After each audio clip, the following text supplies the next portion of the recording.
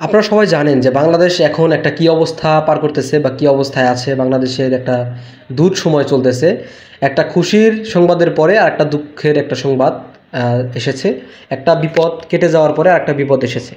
মানে ফ্যাসিস্ট সরকার শেখ হাসিনা পদত্যাগের পরে যে খুশি মানুষ হয়েছিল, তারপরে এই বন্যা এসে কয়েকটি জেলার মানুষকে একদম ডুবিয়ে দিয়ে গেছে। তারা একদম অসহায় হয়ে পড়ে গেছে, তারা ডুবে গেছে, অবস্থা খারাপ, একদম সোজা কথা নিঃস্ব হয়ে গেছে তারা। তো পুরো বাংলাদেশের নজর এখন সেই বন্যা কবলিত এলাকার দিকে, বন্যার্থ মানুষদের উপরে। তাদের কিভাবে সাহায্য সহযোগিতা করা যায়, কিভাবে তাদের পাশে দাঁড়ানো যায়, কিভাবে তাদের যে অসহায়ত্ব এটা দূর করা যায়, তাদের আবারও কিভাবে দাঁড়াতে সাহায্য করা যায়। ঠিক এরকম চিন্তা ভাবনা নিয়েই পুরো বাংলাদেশের নজর এখন বন্যা কবলিত ওই অঞ্চলগুলোতে। তো এই ব্যাপারটাতেই একটা সমালোচনার সৃষ্টি হয়েছে আমাদের মেগাস্টার শাকিব খানকে নিয়ে, যে শাকিব খান কেন কথা বলতেছেন না, শাকিব খান কেন ত্রাণ পাঠাইতেছেন না, শাকিব খান কেন চুপ করে আছেন।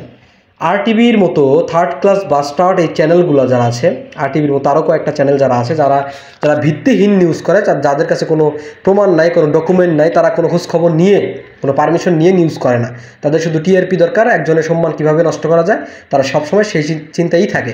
তো এরকম কিছু নিউজ এই সমালোচনার সৃষ্টিটা করেছে যে শাকিব খান কেন চুপ, শাকিব খান কেন ত্রাণ দিচ্ছে না, শাকিব খান কেন কথা বলতেছে না, পোস্ট করতেছে না, ইত্যাদি ইত্যাদি। তো আমরা সাকিবিয়ানরাও এতদিন এটাই ভাবতাম যে শাকিব খান কেন কথা বলতেছে না। কারণ বিগত বছরগুলোতে বাংলাদেশের যত ক্রান্তি লগ্ন সময় এসেছে, যত সংকটময় সময় এসেছে, আগুন ধরা হোক, বন্যা হোক, এই যে ছাত্র আন্দোলনের বিষয়টা হোক, প্রত্যেকটা সময়ে শাকিব খান নিজের জায়গা থেকে কিন্তু অবস্থান ক্লিয়ার করেছে, কথা বলেছে, পাশে দাঁড়াইছে। তো এইবার কেন তিনি কথা বলতেছেন না, এটা আমাদের একটা প্রশ্ন ছিল। কিন্তু বিশ্বাস ছিল যে শাকিব খান অবশ্যই কিছু একটা করতেছে বা করবেই, কারণ শাকিব খান চুপ থাকার মতো মানুষ না। শাকিব খান জনগণের মানুষ, জনগণের সেলিব্রিটি, জনগণের সুপারস্টার। শাকিব খান গণমানুষের ভালোবাসার মানুষ, তো তিনি কথা না বলে থাকতেই পারেন না। তো যাই হোক, বিভিন্ন সমালোচনার মধ্য দিয়েই গত দিন বা এই 1-2 দিনের মধ্যে আমাদের নায়ক ইমন, শাকিব খানের কোম্পানির রিমার্ক অ্যান্ড হালারের এক্সিকিউটিভ ডিরেক্টর নায়ক ইমন ভাই, তিনি একটা ইন্টারভিউর মাধ্যমে বিষয়টা ক্লিয়ার করে যে আসলেই তাদের রিমার্ক হারল্যান্ড বা শাকিব খান বা তাদের টিমটা ত্রাণ দিতেছে কিনা, বন্যার্থদের সাহায্যে এগিয়ে এসেছে কিনা, সেই বিষয়টা নিয়ে তিনি এখন কথা বলেছে। তার কথা ছিল যে তারা বন্যার প্রথম থেকেই তারা সাহায্য সহযোগিতা করার চেষ্টা চালিয়ে যাচ্ছে, সাহায্য সহযোগিতা করতেছে, বন্যার্থদের পাশে দাঁড়াইছে। তাদের রিমার্ক অ্যান্ড হারল্যান্ড কোম্পানি এবং শাকিব খান নিজস্ব উদ্যোগে, এই দুইজনের কম্বিনেশনে তাদের টিম কাজ করতেছে। তারা যাচ্ছে সেখানে, আগামীতে আরও যাবে। বন্যা চলে যাওয়ার পরেও যে পুনর্বাসন ব্যবস্থা, সেটাতেও তারা কাজ করবে। নায়ক ইমন ভাই এই কথাগুলো ক্লিয়ার করে। তো আমরা জানতাম যে শাকিব খান কাজ করতেছে, শাকিব খান চুপ থাকার মতো মানুষ না। শাকিব খান বর্তমানে আছে আমেরিকাতে, তিনি গত মাসখানিক ধরেই আমেরিকাতে আছেন।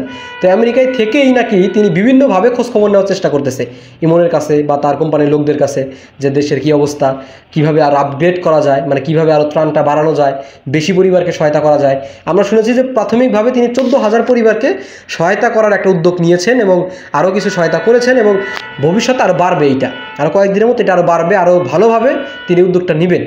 কিন্তু সুশীল সমাজ এবং সো কল্ড নিউজ চ্যানেলের এই ভণ্ডদের দাবি হচ্ছে, মানে এদের একটা পয়েন্ট হচ্ছে, এদের চিন্তা ভাবনা হচ্ছে এমন যে শাকিব খান দেশে আসবে, শাকিব খান নিজে স্পিডবোট দিয়ে যাবে, যা ভিডিও করবে যে হ্যালো গাইজ, বাংলাদেশের জনগণ দেখেন, আমি বন্যার্থদের সাহায্য করতে এসেছি, এখানে রেস্কিউ টিম হিসেবে কাজ করতেছি, এত এত ত্রাণ নিয়ে আসছি, ইত্যাদি ইত্যাদি। কেন ভাই, হোয়াই? সবাইকে দেখিয়েই কেন এটা করতে হবে? একটা জিনিস দেখায় দান করলে যে সেইটা খারাপ, এটা আমি বলতেছি না। কারণ আমাদের শায়েখ আহমদুল্লাহ সহ অনেক সংগঠন, অনেক ভাইয়েরা, আমাদের বৈষম্য বিরোধী ছাত্র আন্দোলনের ভাইয়েরা, সমন্বয়করা, তারা বিভিন্ন ফান্ড প্রাইজিং করে তারা কিন্তু সেখানে গেছে ত্রাণ দেওয়ার জন্য। তারাও কিন্তু ভিডিও দিয়ে পোস্ট করে আপডেট জানাইতেছে যে এই জায়গায় ত্রাণ দেওয়া উচিত, এই জায়গায় আমরা এতজন পরিবারকে দিলাম, পানির এই অবস্থা, তারা ভিডিও করতেছে, পোস্ট করতেছে। এটা কিন্তু খারাপ না ভাই, এটা খারাপ না, এটা আমরা খারাপ বলতেছি না। কিন্তু গোপনে দান করলে সেটা খারাপ হয় কিভাবে? সেটা কি খারাপ জিনিস? মানে বর্তমান বাংলাদেশে মানুষের চিন্তা ভাবনা এবং এই যে কিছু সুশীল সমাজ, সো কল্ড সুশীল, যারা নিজেদেরকে সুশীল দাবি করে, তাদের চিন্তা ভাবনা হচ্ছে এমন, আপনি যদি গোপনে দান করেন, মানে আপনি যদি মানুষকে না দেখান, ভিডিও না করেন, লাইভ না করেন, পোস্ট না করেন, তাহলে বলবে যে আপনি বন্যার্থদের পাশে নাই, আপনি অসহায় মানুষদের পাশে নাই। আর যদি আপনি লাইভ করেন, পোস্ট করেন, সবাইকে জানান, তাহলে বলবে এই যে শো অফ করতেছে, এই যে টিআরপি নিতেছে, মানুষের সিম্প্যাথি নিতেছে, মানুষকে দেখাইতেছে, তাই কোন দিক যাবে বলেন তো? যাবেটা কোন দিক? আমাদের ইসলাম কি বলে? আমাদের ইসলাম বলে ডান হাত দিয়ে যদি সাহায্য করে বাম হাত যেন টেন না পায়। তার মানে দেখেন দানের ব্যাপারে, সদ্গার ব্যাপারে, সাহায্যের ব্যাপারে কতটা গোপনীয়তা অবলম্বন করতে বলা হয়েছে, নির্দেশ দেওয়া হয়েছে, কতটা গোপনীয়তা, যে ডান হাত দিলে বাম হাত জানবে না। সেখানে যদি গোপনে সে দান করে সমস্যা কি? আমরা এটাও জানি, ইতিহাস জানে শাকিব খান গোপনে অনেক দান করেন। তিনি অনেক মসজিদ বানিয়ে দিয়েছেন তার এলাকায়, তিনি অনেক কি বলে অনাথ আশ্রমের মধ্যে ডোনেট করেন, তিনি অনেক যে সামাজিক সংগঠন আছে যারা মানুষ উপকারে কাজ করে সেখানে ডোনেট করেন, তিনি শিল্পীদের ডোনেট করেন, অনেক অসহায় শিল্পী তাদের কাছে সাহায্যের জন্য গেলে ফিরিয়ে দেন না, তিনি তাদের সাহায্য করেন। তো এরকম অনেক জায়গায় করেন, বিভিন্ন মাদ্রাসায় তিনি সাহায্য করেন, এরকম গোপন দান অনেক করেন, কিন্তু তিনি কখনোই এইগুলো ফ্লাশ করেন না, তিনি নিজে কখনোই বলেন না। যাদের দান করে, যারা দান পেয়ে উপকৃত হয়, তারাই অনেক সময় কথায় কথায় বলে দেয় যে হ্যাঁ এটা শাকিব খান করে দিচ্ছে, এরকম একটা ব্যাপার। তো ওই বর্ণার্থের ব্যাপারটাও এরকমই, তিনি আগে থেকেই কাজ করতেছেন, খোঁজখবর নিতেছেন, শুধুমাত্র ফেসবুকে পোস্ট করানোর জন্য সুশীলরা বলতেছে শাকিব খান কেন চুপ, শাকিব খান কেন কথা বললো না, শাকিব খান তো ভালো না ইত্যাদি, শুধুমাত্র পোস্ট করা নাই, জানাই নাই জন্য।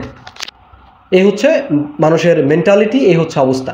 তো আমাদের বিশ্বাস ছিল শাকিব খান কিছু একটা করবে, তিনি করতেছেন, তার রিমার্ক অ্যান্ড হারল্যান্ড তিনি করতেছেন, তিনি আরও করবেন।